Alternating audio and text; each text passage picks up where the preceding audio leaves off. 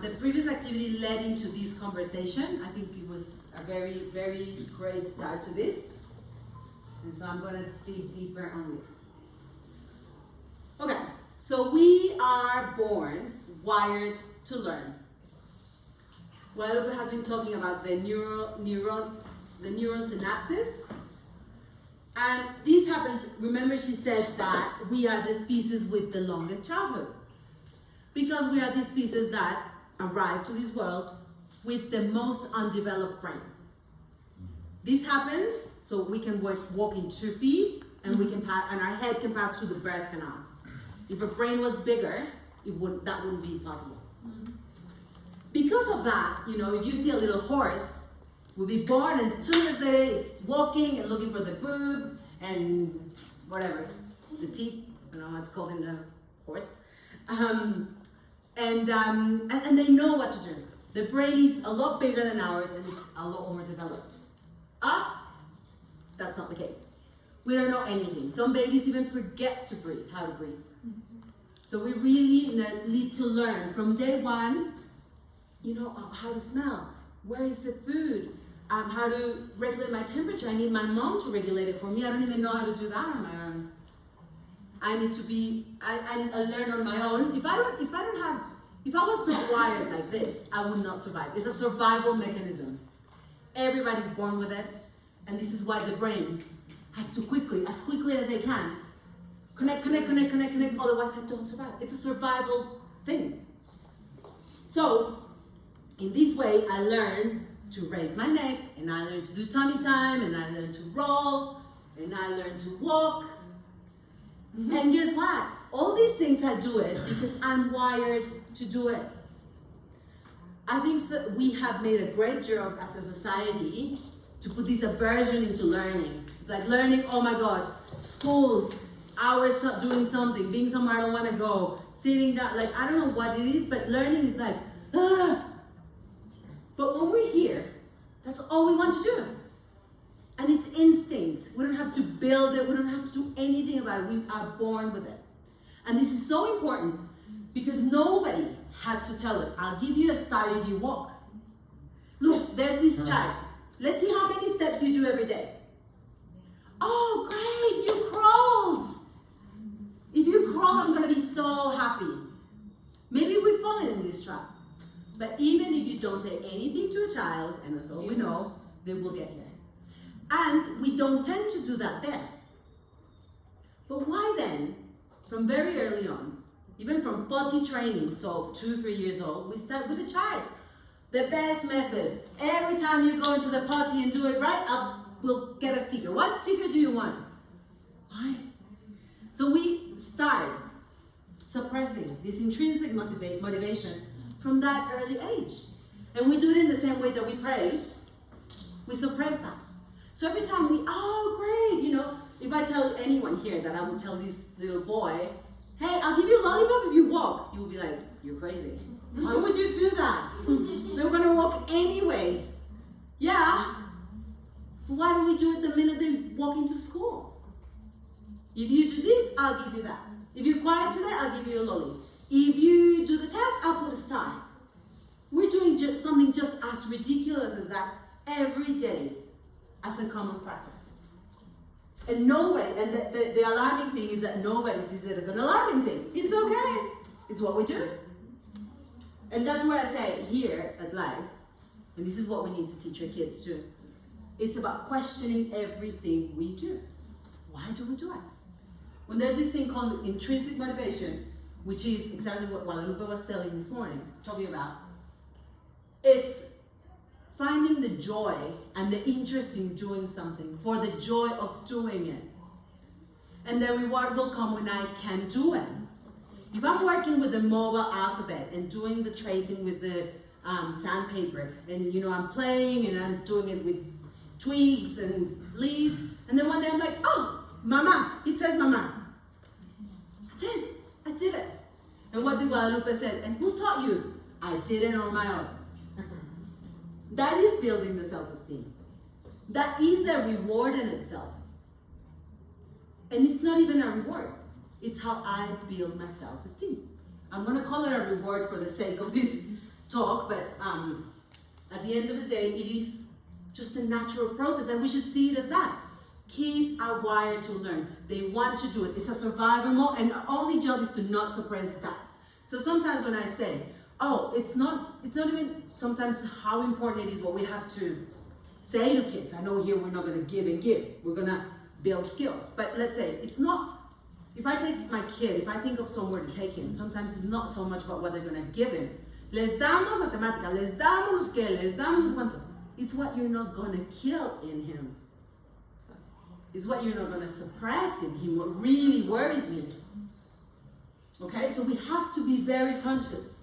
And what we were saying before, being neutral, saying things in an objective way, without the positive or negative charge on it. Just being objective and make them realize what they're doing, the amazing abilities in what they're achieving. So what would be, just two thoughts here please, what would be the best way to suppress intrinsic motivation? Praising, correct? And giving rewards. Now how can you, two more thoughts on how, a way of praising, two examples of praising. Wow. Wow. Another one? Vas muy bien. Muy bien. And when I was doing the presentation last night, I was thinking, why is our society, why these motivational speakers and self-help and how to motivate, you can do it, are so prevalent? And they're like making millions because nobody taught us how to find it in here. And because everybody, because this is a very conditioned society to do this, kept pushing it, erasing it, taking it away from me. So this is something that if we put into the consciousness, in that awakening process, someone along the lines, and I dare to guarantee that it's happened to all of us.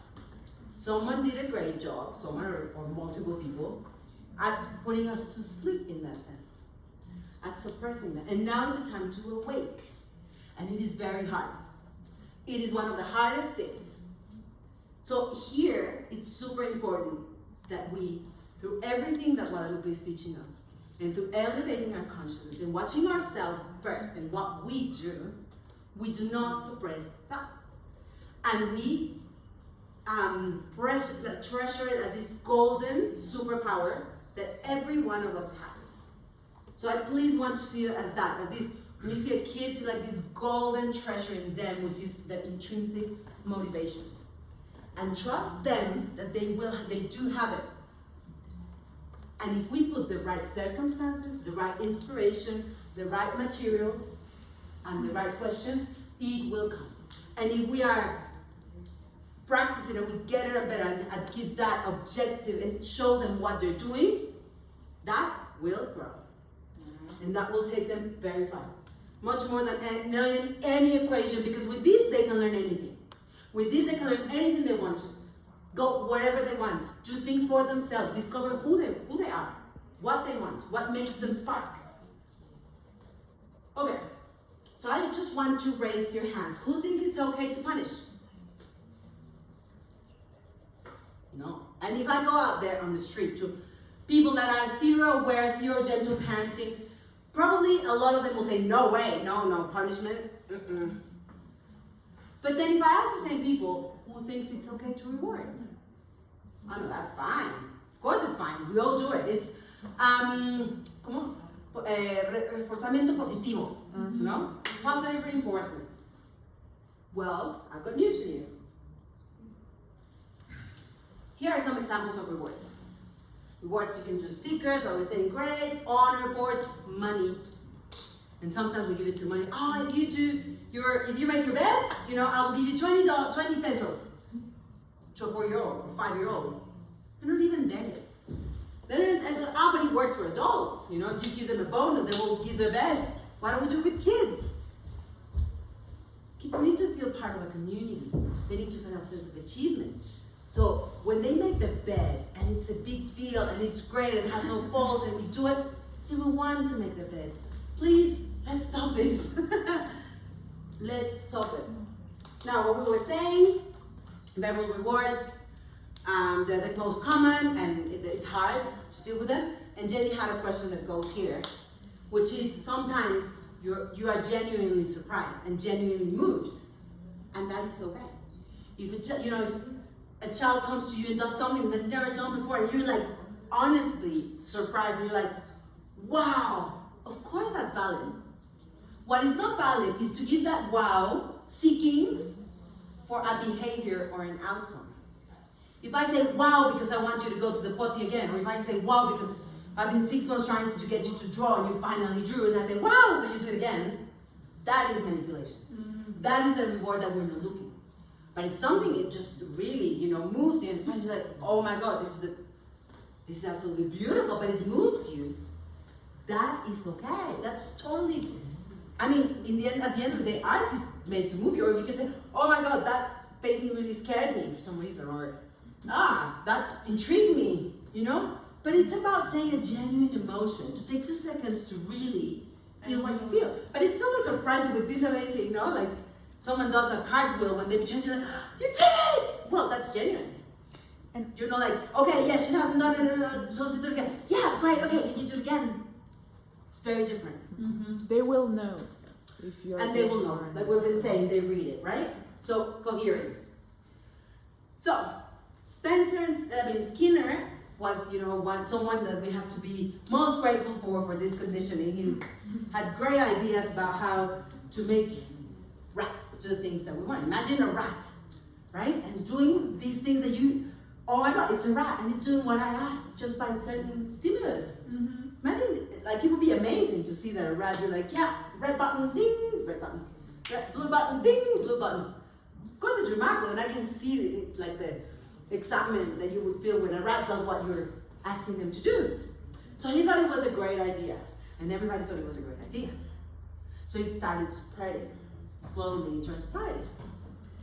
And it still goes to a term I'm going to talk about in a moment, to pop behaviorism, which is what we live in. Now, we can do it with rats, we can do it with kids. It works, and it's quick, and okay.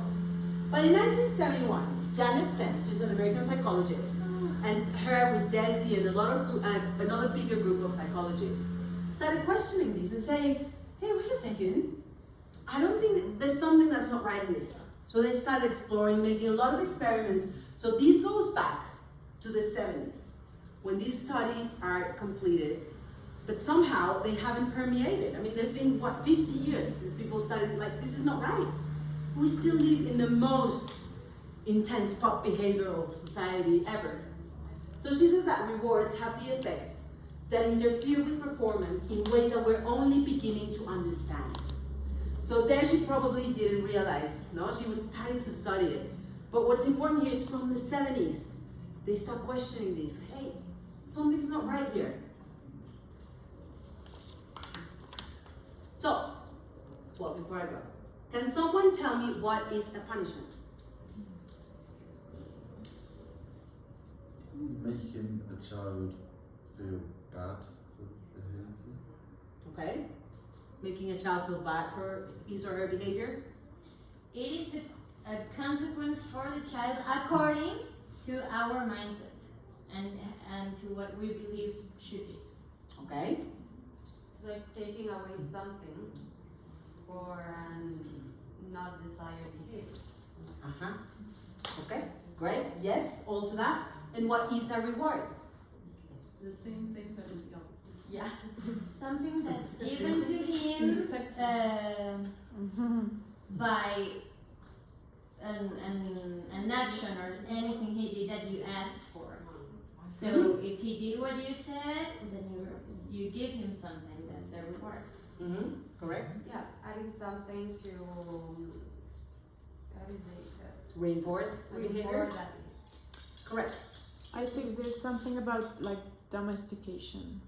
Totally. I just have this word. Totally, and I will get to that with that specific word. So hold on. Okay. So yes, exactly. Thanks, Maria Jose. They are the exact same. They are the opposite side of the same coin. Mm-hmm. They are a way to manipulate. I am going to do something, so you do or stop doing that. Exactly. It is exact same thing. But rewards, the slight difference is that rewards work through seduction. So you do this that I really want you to do, I am going to offer you something you really want. But if you don't, then I'm going to do something. I'm gonna take Punishment is with force. Rewards is manipulation through seduction, and punishment is with force, for the removal of love. And if you don't, then I'm going to do this really mean thing to you. But at the end of the day, what we are doing is not more than domesticating a pet. That's what we're doing. So, if rewards are perceived, and this is the real, like, I think, eye-opener for most of us, no? If rewards are so harmless, why are they everywhere? Well, they are not harmless. That is my point here today. That they are not harmless because they are suppressing our intrinsic motivation. They are making me please others or external forces than me. So I don't even know who am I anymore, because I don't know if I like this, but I like the lollipop, and I want to see her happy face, so she thinks it's okay, so she gives me the lollipop. Whatever I do, it doesn't really matter. So the reward even takes away the value of whatever you're teaching. You can spend hours presenting in your material, and then you say, and I'll give you this for that. Forget about it. Might as well go and have a nap and don't do anything. The kid will not care about that, will only be seeing the reward. So, can a reward become a punishment? Let's think about this. So rewards are great, right? And we have the honor child. Awesome idea. So I'm going to ask you today, right, to do the very best you can to achieve X. No? I'm going to make you write the best piece of paper of why your design team, manufacturing, engineering team is the one that should get the funding. And if you do, you're going to be on the honor board, and you're going to have a special trip somewhere. Okay? To that place that you really want to go. Okay. And so everybody, hours doing their best, they go out and research, and they bring a lot, and they do their best. And guess what? Maria Jose, you are the winner. You go into the honor chart, and you get that trip. How does everybody else feel? like shit. Like my work and everything I did was not worth it. And everything is So my question is, can a reward become a punishment? Of course. So you rewarded one kid, and you punished 19. So in the context of a classroom, that is super important to know, to understand, and this is what keeps happening. Kid of the month, student of the month, employee of the week, and everybody else. So what's happening with everybody else? Well, why would I do anything? Or unfairness. Unfairness, and I spent hours on that. Nobody saw it. Nobody saw it. I've worked in schools before where they give children star of the week, and it's it's the same thing. But then to try and make it feel fair, they just make sure that every child eventually gets star of the week. And it's like, well, you're doing the same wrong thing, but making it. It's like a equal snowball. Yeah, it's just boldness. And it's because we haven't stopped and questioned why we do this. If everybody has to be star of the week, of course. Everybody has to be star of the week, but we don't have to even say it. Remove the star of the week. But that's how we've been doing it for 100 years, and it works. So, same. So we have to really think when we do anything in the classroom and everywhere. And this is when I say, we are a conscious form of education, where everything we do, we put this consciousness, and we think of how the kids will feel. So my brilliant idea of rewarding one sabotages the self-esteem of everybody else. And not only that, next time, Denise is going to be like, well, I'll just put 3 words. I mean, it's one person. What are the chances? She's not even gonna choose me. And she's not even going to choose me. And I'm not even interested. And actually, I don't care about the gold star. And my mom punished me anyways. So I might as well get a fail. Doesn't make a difference.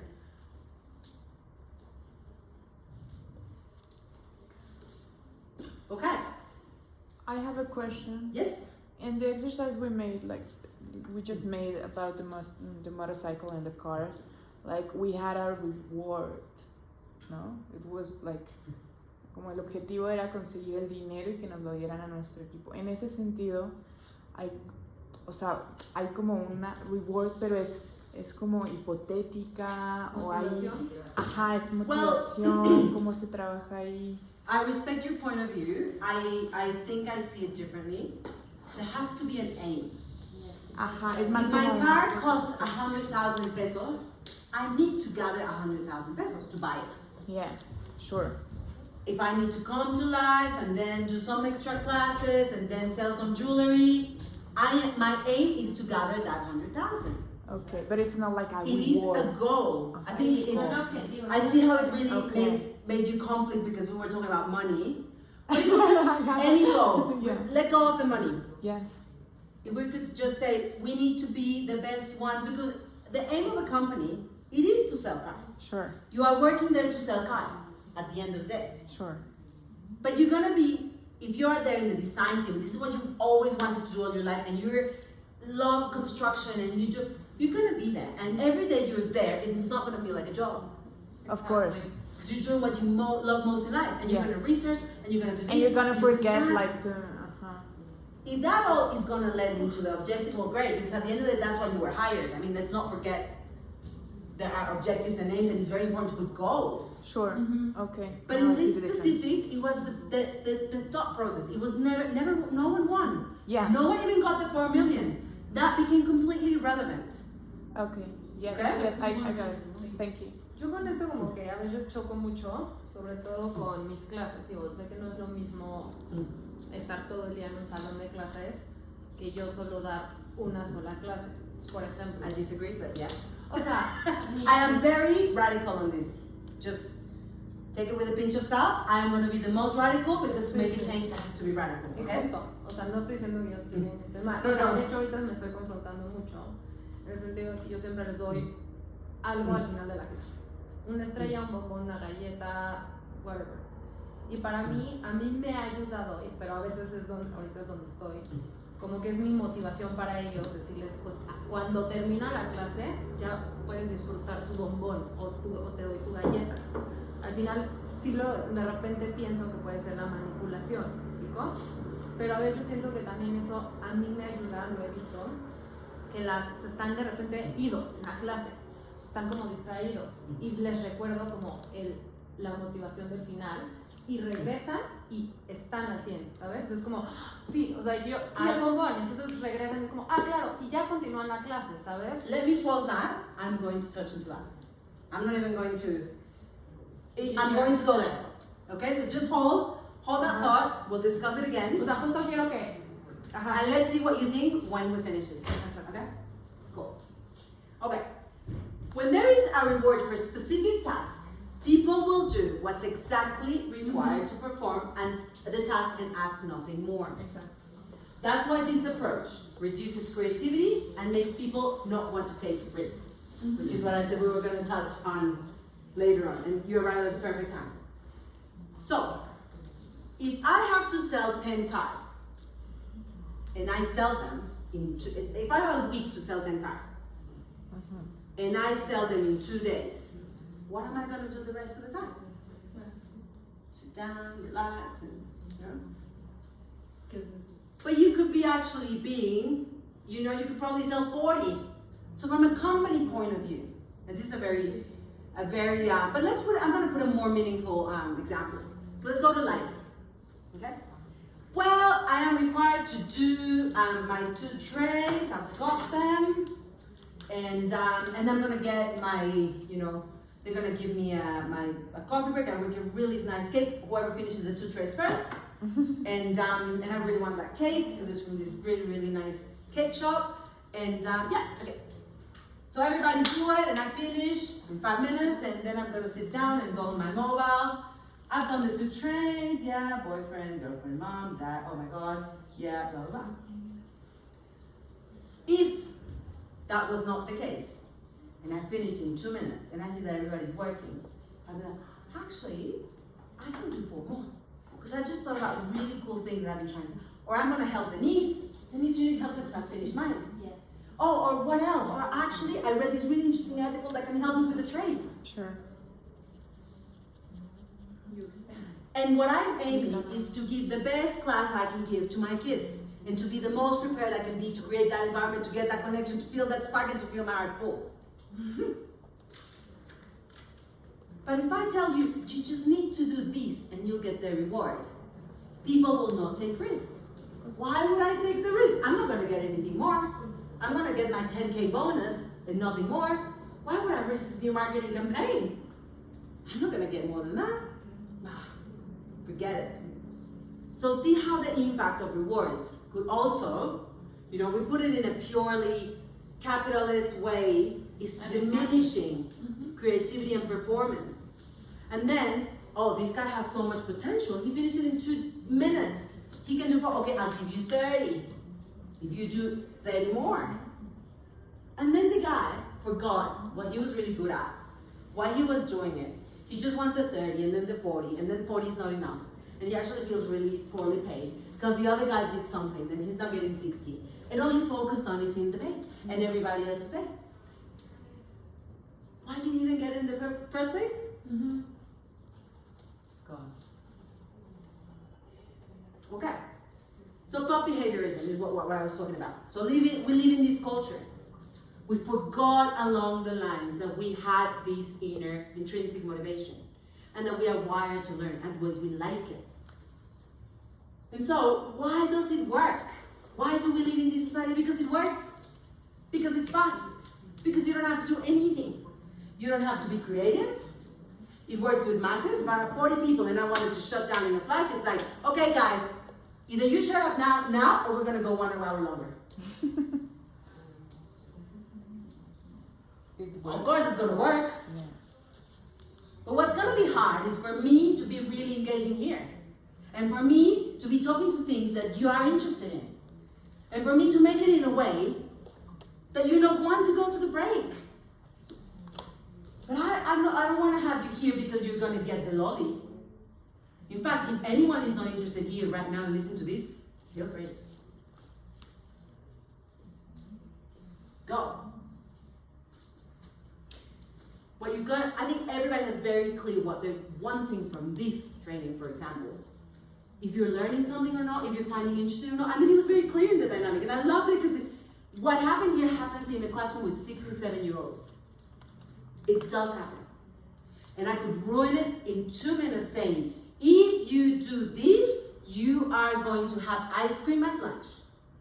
And with that, I've killed everything. And yes, if Ro is like talking, no, I would be like, Ro, everybody's really paying attention and respecting the space.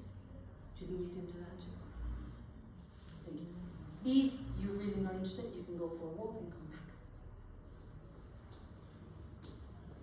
Maria Jose, if this topic really is out of the realm and you really don't want to be, please be my guest. I take no offense. They will stay because they want to stay. But that is the challenge. And the challenge for you is when they're all that, you're going to have to create a game when you bring them back. We're like, okay, yeah, it's not happening as I planned it. I want them to do 1, 2, 3, la, la, la, and they're not doing it. Well, we're not going to do it. We're going to stop like elephants now. But I'm going to get them engaged. Sí, y sobre todo yo creo que ahí es donde viene mi reto, porque en clase, o sea, en el ballet tradicional no quieres, o sea, hay muchos golpes, o sea, al final es, ¿sabes? Entonces yo lo que quise cambiar fue, en vez de el regaño, la motivación, pero al final the manipulation is the same shit. And I love that you're putting these examples, and thank you for sharing with us with like my open heart and for being honest and bringing it to the table. It's very brave of you. And this, exactly what happens to you in ballet happened to all of us, in our houses, in our schools. Maybe some of us were stick or not stick. Maybe we were not at that time anymore. But it's like, oh, you don't want to do this? Well, then you don't go to the party. Or I take your cell phone. Or you go into your room. And we're going to go a bit further to see how we can turn this around, okay?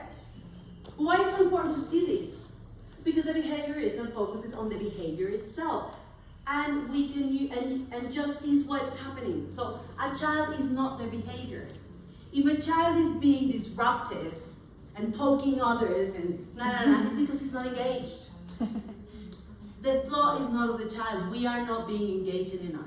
We haven't discovered what the interests of the child are. We haven't seen them. Or maybe he's having a really tough time at home and he just can't concentrate. But we haven't seen that either. And that's where, again, our sensibility starts. What is this behavior trying to tell me?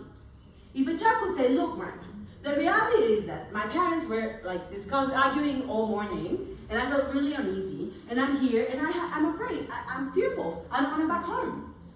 And that's why I need to hit the kid next to me. If they could say that, they would. Yes. But they don't. And often we can't either. We're like, screaming at everyone, and we don't even know what's going on inside. So the behavior is not the child. And behaviorism looks only at the behavior. And when we address the behavior, we're not addressing the problem. And so the child's gonna keep, even if I send him to the direction, tell him he has no recess, leave him without the ice cream, the behavior is gonna still be there. And probably even more. Because the child is like, look, I knew it. I need to have fear. See? Look, she's proving that I'm treated this way. I need to have this fear. So you're not only not addressing the root, but you're reinforcing that behavior on the child. Sure. So the child now even has more elements to feel fearful. So this is the real problem about behaviorism. It just looks at the behavior, and the child is not the behavior. Okay, that's like the main takeaway. So we need to look at the roots of the real problem to conduce to reflection and learning. So if we step aside, and where there's 3 guides and 2 can continue with the activities, and then we're like, hon, what is going on? What do you need? Do you need to go for a walk? What do we need to do? I see you're being very aggressive with blah. Do you think that's going to add value to the class? Do you think that's helping us? How can I help you? And often, the truth will start coming out, no? Oh no, it's just that, I'm really jealous because my little brother or whatever. Okay, I understand. That's making you feel really aggressive. I hear you. And when we are fearful, we do that. And I'm going to tell you an example, okay? There was this child in Sun, and he was a child that barely gave any trouble.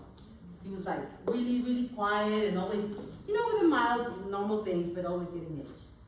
One week, he was just like, please stop this, what is going on?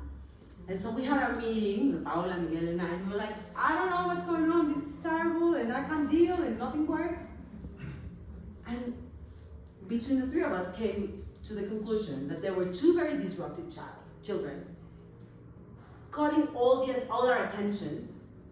And so the ones that were really quiet and really well behaved felt unseen.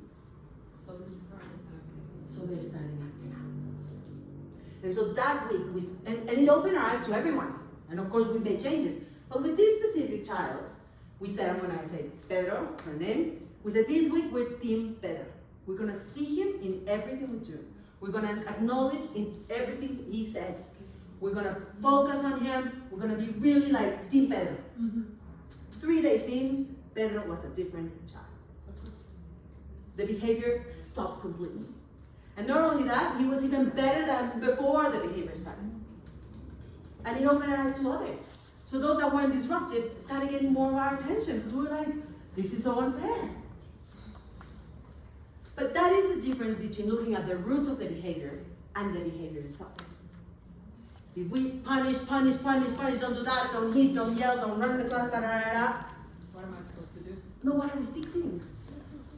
Not only we're making it harder for ourselves, if that's a good motivation for all of us, but for that child, and it was so easy, honestly, and the mom, day 2, what have you done to Pedro? He's a different child at home. So it's very important to not fall into this trap. We're not looking at the behaviors, we're looking at the roots. And like Tom said, very rightly so last week, the hard bit is to engage. The heartbeat is to discover the interests of the child. The heartbeat is to prepare our environment. The heart is to have our materials like this. The heart is to get this. That's the hard thing. That's why people don't do it. This job is not for lazy people. Rewards and punishment is for this. Sometimes, like you said, you have 40 kids, there's no other way. And that's why it works for the masses. But here we're not masses. And we have enough training and staff to be able to go beyond that. So, the other thing that we do is teaching through consciousness. So, when we make the child see why he's doing things, the learning process starts. So next time he doesn't feel seen and he finds himself doing that, he probably come close to you and say, hey, like, I want to work with you. Can you do this? And actually that reminds me that we had a group we were in teams that week. And I specifically, because we were Team Pedro, I went there and I, looked at everything he did and made comments and him and I had been like normal, but next week said, can I be Team Moraima? He was there. And it was just a massive transformation. So that is the importance to not be blindfolded by behaviors. So here we have it again. This is Alfie Kohn. He has an awesome book called Punishment and Rewards. No, Punished by Rewards. And he says this: pop behaviorism is dehumanizing and demeaning. Society believes it is right to reward people for what they do. Rewarding children is treating them like a family pet. Okay, so before, I remember there were, a long time ago, like radio programs when I was like a teenager, and you would call them, you would just share, oh, I feel like this, and you really wanted to get in the call and be heard and speak in the radio, and it was, but now it's like, the first 10 callers will get this prize, and it's like, kill the magic. Now people just call to get the whatever, like laser removal or the hair thing. But that magic about calling and experiencing the radio and the magic of that community, it's all gone. And if we look at it, everything is like this. We will do this so they can get that. If you click this link, you will get that. If you have 10 followers, if you go, everything works like this in our society right now. Everything. So, rewards are given in order to control. They control through the seduction rather than force, what we said. And rewards are typically used to induce or pressure people to do things they would not freely do. So when you're needing that reward, like we said, is because there is something wrong. Speaking of the classroom, with yourself, or with your classroom, or with where the child should be, or where their interests are. Okay, so when we have these behaviors, there's a lot of things to analyze and consider.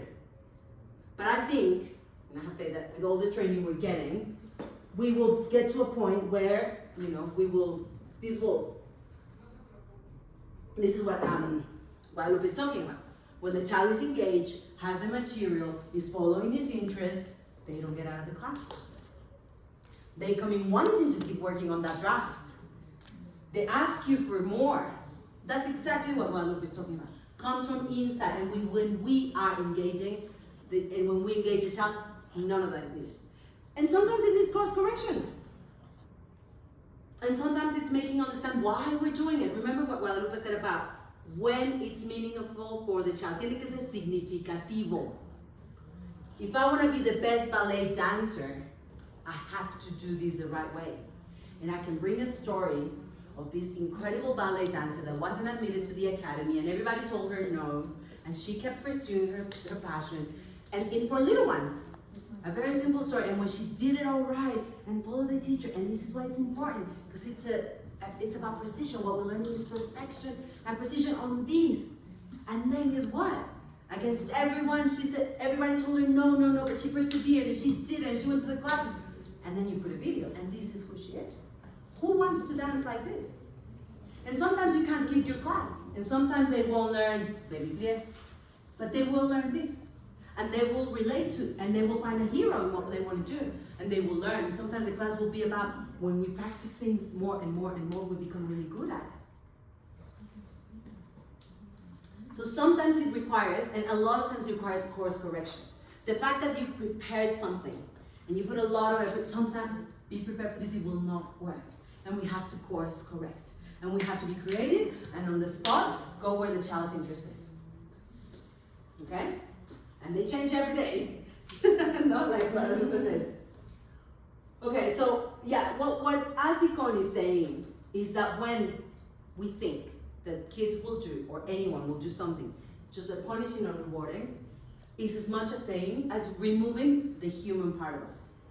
Because humans are wired to learn, want to grow, want to be good at things. They find rewarding when they are good at things, or when they find their calling and work on it. If you can acknowledge that and you say that they won't do it when there's a reward or a punishment, then you're saying pretty much they're no more than pets.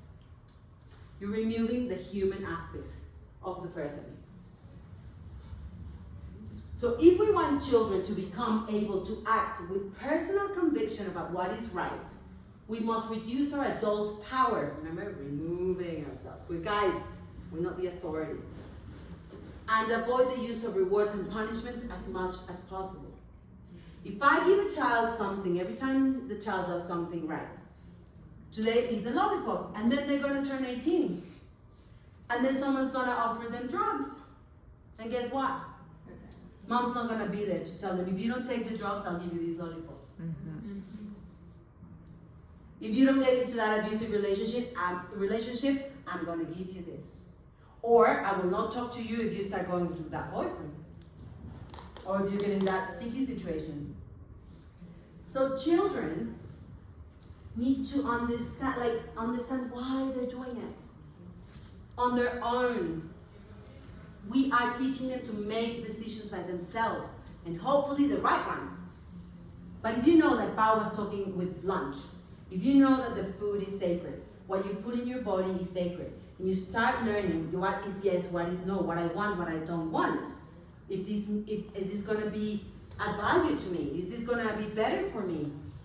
And when I am alone with no mom or no teacher, no guide, in that situation, I'm going to stop 2 seconds. I'm going to go through that thought process that I've done 1,400 times at the lunch table. Is this good for my body? The decision is his. It can go both ways. It doesn't guarantee it's going to be a yes or a no. But at least you at least give him the capacity to discern. He has a by conscience. himself. and make the decision. And if he thinks that that moment is good, and he'll probably come back to say, and you'll be there for whatever. But most likely, if you're making consciousness on these, well, each of you can think what the result would be. I have a question from a very simple example this morning. My kids are home alone and they're downstairs with the teachers having a summer camp, sort of, and they have a key to the house. So my daughter said, I'm gonna take the key so if I don't want to be downstairs, I can come up. And I told her, the key's in the drawer. I would like you not to take the key because I don't want you to be here alone. You should be in the summer course, but the key's there. So you decide. And I left home Cry. really terrified because I didn't know what they were going to decide. So I just called the nanny. She had to leave. So she said that, no, Renata told me that she was not going to take the key because it's not okay for them to be alone out there. So they're downstairs in the summer camp.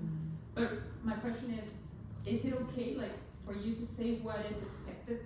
Absolutely. Like what I said, I don't want you to be here because of this. And that's what Guadalupe was saying in the beginning. Limits are super important. You are saying, it's there, and I'm trusting you, and I'm giving you that agency and autonomy. But this is what I expect from you. The limit is there. You are not supposed to be there alone. But they could. Super important. Because if you just leave the key and tell them there's a key and you don't tell them what you expect from them, Or take the key away, even, because I could have. you could have done it too. Yeah, but let's say in this, because it's also very age appropriate. We're not going to give this to a 5-year-old. No, so it goes, roots is just like, whether you can go to the contention room or stay here, you know? Like, do you want to grab your water bottle or no? It has to be age appropriate. But you have to tell them what's expected. Like what Lupa said, you can go outside and hunt for 10 butterflies. And I will call you back. And when I call you back, you come back. The limit is very good, but you cannot just give a tray. And then when we do a lot in the rush, and guilty as child, okay, have the tray, and then, oh my God, 40 minutes and you're still not here, and now you're gone playing in the thing, and But you just give the right direction. it happens to us as adults even, no? Like, expectations are not clear, guidelines are not set, I thought you expected this, no, I understood that. So it's a super common problem. It's another thing that we need to work and be very like, we don't do it as adults. And there's huge miscommunication because we don't say what we expect from each other. If we only, look, I'm entering this relationship. Imagine this world where we're like, I'm entering in this relationship with you, but I expect you to respect me and treat me the way I treat you. Wow. Imagine if we could do that. That's But that is, amazing. I did that like 3 days ago and it felt so amazing. and it's like that, everything, and that's when I say that life teaches for life. Because when we are setting clear expectations about one another in a trait and about hunting butterflies, and we do it like Guadalupe said, over and over and over, so the connection is long and it doesn't get turned. When it's time to talk to my boss, to my colleagues, to my son, to my husband, I can set clear expectations and I can communicate. And then there's like a sense of responsibility if I cross the limits, no? It's not like, oh, I don't, it's like, oh, okay. And I think they're gonna be like como obligados a decir, hey, pasé o sea, a mí me ha pasado con alumnos, ¿no? Que llegan y dicen, Jimé, ¿te acuerdas que me dijiste que esto no debía hacerlo? Y llegan y me dicen, sí lo hice, te pido disculpas. Y es muy bello lo que ocurre porque, hay una diferencia y una conciencia de, ya habíamos hablado de esto, discúlpame, pasé el límite, y les digo, está muy bien, gracias por pedirme disculpas. And what did we learn from this? Okay, then a question. In the hypothetical situation where the children are outside, you're going to get their butterflies. When I call, you're going to come back. You call 3 times, children refuse to come back. What's the correct response? Okay, so what I would do, and we discussed this in the morning, You cry. is you come close to the child and you remind him that, ¿te acuerdas que cuando tomaste la canasta dijimos que 10 mariposas? ¿Cuántas llevas? 10. ¿Qué dijimos que pasaba cuando juntaban las 10 mariposas? ¿Qué te va a decir? He said to go back. Chances are, but correct me if I'm wrong. Because he knows the limits, you know? He knows Chances Because are. you told Exactly. to him the limits. Exactly. You explain He things. knows what. And there's a difference. And I've experienced this firsthand. Probably took me 6 months to understand myself, to integrate it, and to be able to whisper a child that was starting to, and say, hey, everybody's respecting this space. Do you think you can do this? And if I told you who it was, you wouldn't believe it. You had a question? No, I didn't have a question. It was more of a compliment to what Hima said. And now I can't remember it, so if I can remember it later, I'll tell you. Okay, cool. I'll try to go really quickly. Okay, so really quickly, why is pop behaviorism so widespread? Because the system loves to control us. It's a way to control and manipulate. Education is not an exception. Punishment and reward system is fast. It works immediately when it's convenient for me. If I need you to shut up now, I can't do it like this. Yes. The reward system is very effective, short term, but does it really work? We've looked into this.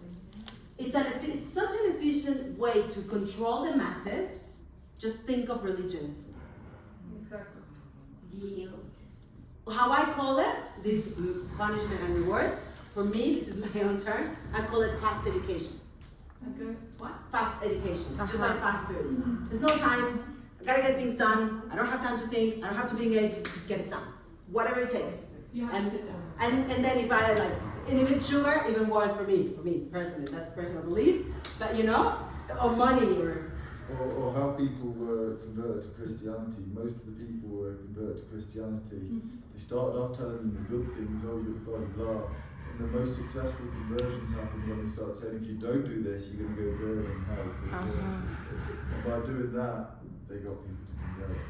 Like, Okay, so that But one are didn't they work. really converting really them? converting. Yeah, well, no, they're No, and they were Because they practicing Judaism under, yeah. in a dungeon, but they were being like Christian. Correct. Yes. Great example. Thank you, Tom. Our conditioning of feeling like we need to control the child sometimes doesn't allow us to hold the space to show us what it is right for the child. So sometimes, this ego, the ego that Guadalupe is saying we need to get rid of, we're like, this is what's good for you. He doesn't do it.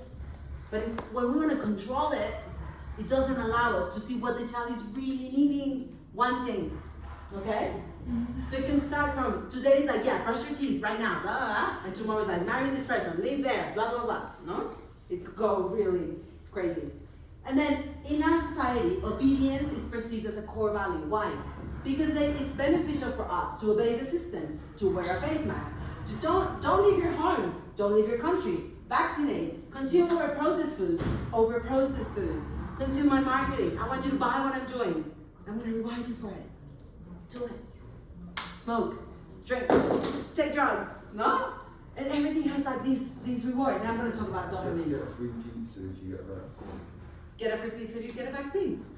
That did, yeah? That's what happened. Yeah, they did it all over the United States. Yeah. In one state, they put everyone in a lottery to win like $1 million. If you get a vaccine, you get put in a lottery to get $1 million. Yeah. That's crazy, I had no idea. Oh. Right? So we're gonna say, but the vaccines were that. Well, I always used to say to my nephew, he said, McDonald's, it's so repulsing that it needs to give you a toy to eat it. If it didn't have a toy, no kid would eat it. So even to that, let's buy a Happy Meal so you can have the toy and eat a burger. The more I look into it, it just freaks me out even more. But it starts from those ridiculous things, and we're like, yeah, let's go and have a Happy Meal. So Happy Meal. So I'm gonna reward you to eat crap. Wow. Okay, gonna leave it at that. But does it really work in the long run? So how many of us have heard? But it is her job or his job. Why doesn't he just do it? Yeah.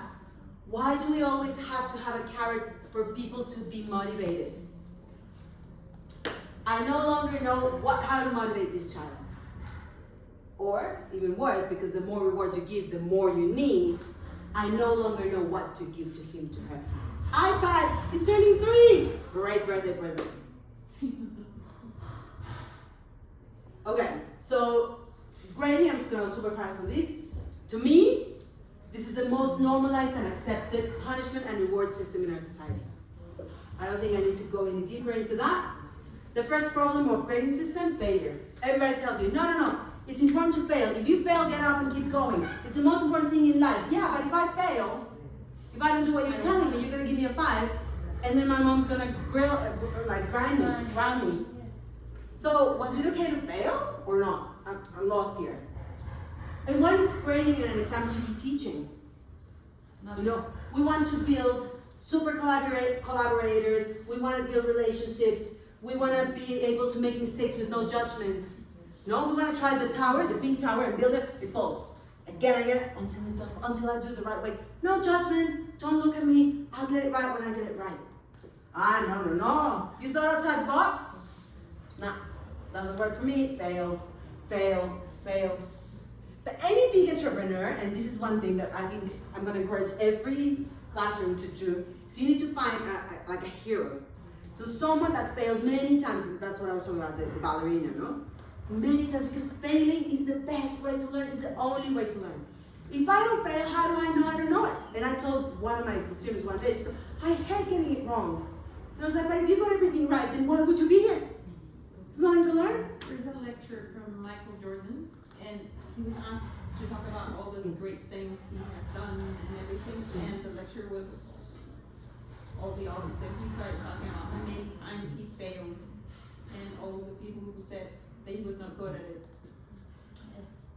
So, if anyone, I'm going a little bit over time, I'm very conscious. If anyone needs to leave, please feel free. And I'm going to try to go as fast as possible. Correct. So we see the success. You know, we see Bill Gates, and then with this fast, and we see what's the Facebook guy, Zuckerberg. Mark Zuckerberg, and we have all these guys, in a garage, and all these. How many times did they fail before getting there? But we only see the success. And school gives you this walk story about that. So we need, and I encourage you to really, some of your stories be about that. How many times they were told no? Einstein, kicked out of school. Michael Jordan said, no, you're not going to be good at it. A football player, no. And they kept persevering, and they failed. And they had a success story after knowing everything they didn't need to know to succeed. Otherwise, how do we find out? So, this is where we again remove ourselves.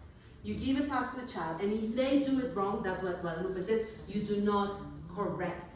You do not judge. He will know, and he will experiment, and get it wrong, and get it wrong, and get it wrong, until they get it right, and that's it.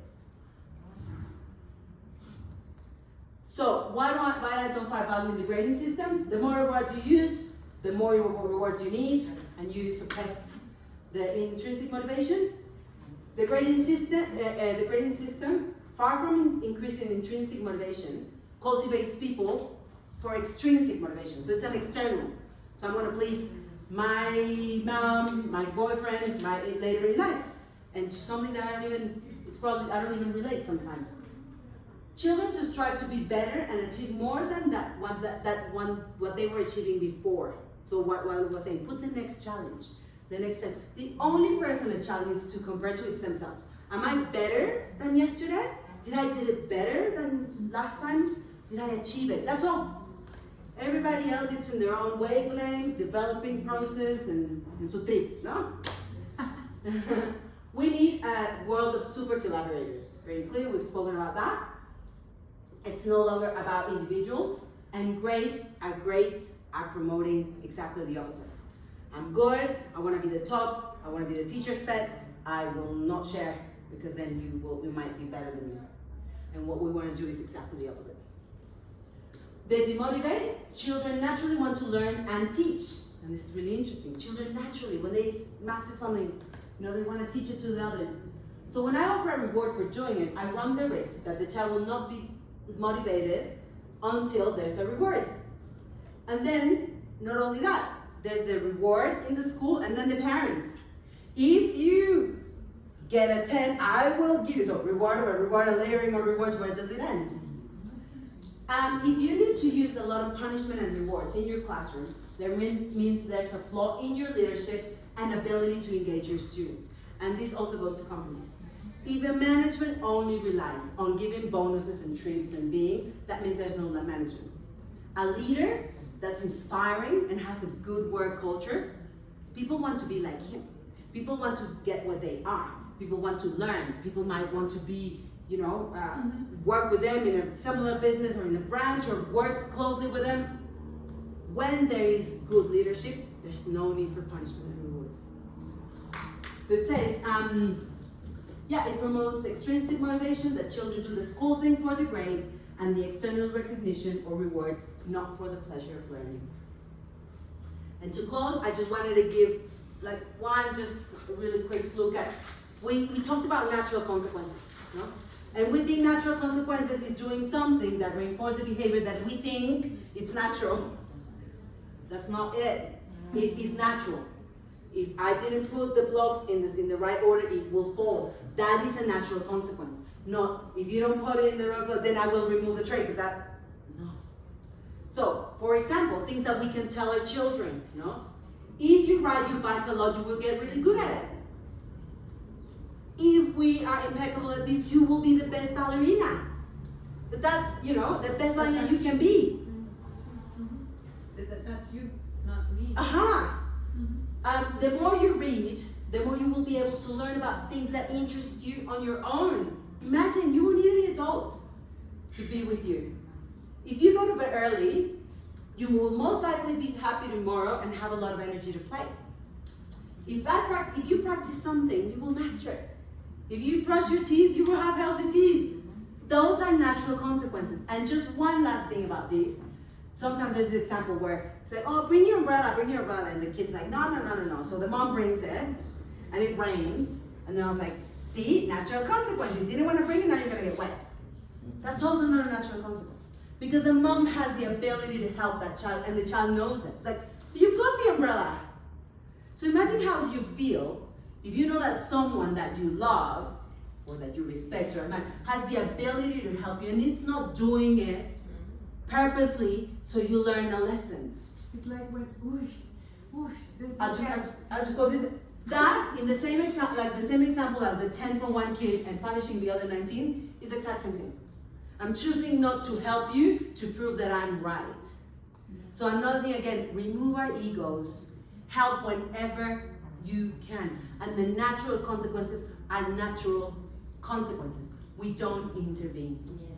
Kimmy, perdón. Es que hay mucha violencia. I think there's a lot of violence en esos actos. Recuerdo una vez que amigas mías del colegio, es que lo desbloqueaste ese recuerdo, me escondieron algo que yo había dejado, unas llaves, porque las había dejado y yo era muy despistada. Esa era como la etiqueta que tenía yo, como de dejar muchas cosas tiradas, que era igual real. Pero su manera de hacerlo fue escondiéndomelas y duré un montón de tiempo buscándolas hasta que fue como, mira, las dejaste como siempre. Y para mí, o sea, lo recuerdo como un momento violento, ¿no? Como, wow. Betrayal. That is not a natural consequence, okay? And sorry, I just have to say this. Okay, so just to add to this, there is a neurological extra addition layer to what we've spoken, and it's called how do you say, dopamine or dopamine? Dopamine. Dopamine. Okay. So do you know that when you know something, right? And then Denise says it, and she's like, and it's something that I know it's right, and she says it with this authority, like, yeah, I know punishments are really detrimental, and I'm like, that already increased my levels of dopamine. So when you are acknowledged to be right, increases your levels of dopamine. So there is a physical element to the rewards. Not only what we talk about, conditioning and behavior.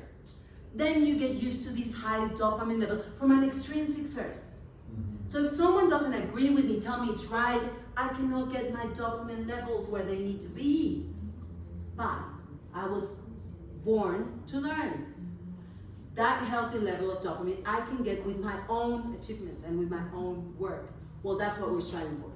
It has to come from there. But it is as powerful as that we are. And this is a huge responsibility I feel as a parent. And when I stand in a class, I have that ability to even manipulate a child's neurotransmitters. The responsibility is huge, huge, huge, huge. So every time we have an interaction with our child, we are taking care of his dopamine levels, of his autoesteem, of his intrinsic motivation, of his level of consciousness, of his empathy, of his compassion. So imagine the people we need to strive to become to be able to hold that responsibility. That's it. Thank you so much. You were great. I love you. And that's the thing. We're so like that I remember once, like I gave this talk and I was